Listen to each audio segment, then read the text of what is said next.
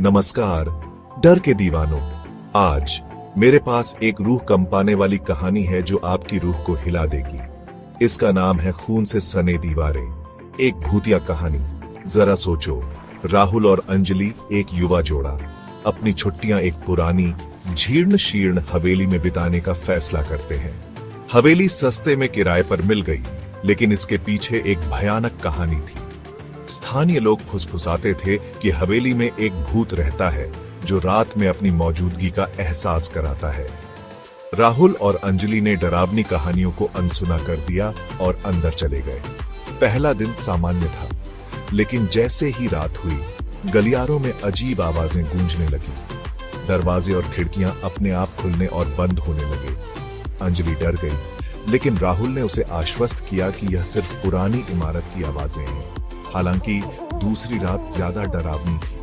अंजलि ने कमरे में एक काली परछाई घूमती देखी। वह चीखी और राहुल जाग गया। उसने भी परछाई देखी, लेकिन डर के बजाय उसे एक अजीब सी उत्सुकता हुई। उसने इसका पीछा करने का फैसला किया।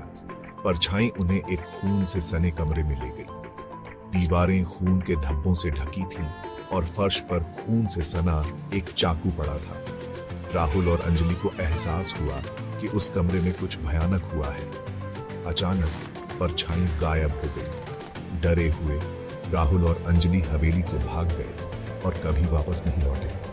स्थानीय किंवदंतियों में एक ऐसे आदमी की बात कही गई थी जिसने अपनी पत्नी की हत्या उस हवेली में की थी और फिर खुद भी जान दे दी थी। कहा जाता है कि उनकी बेचैन आत्माएं आज भी हवेली में भटकती हैं। क्या इस कहानी ने आपको डरा दिया? अगर आपको ये भूतिया कहानी पसंद आई हो तो लाइक, सब्सक्राइब और नोटिफिकेशन बेल को दबाना न भूलें, ताकि आपको और भी डरावनी कहानियां मिलती रहें।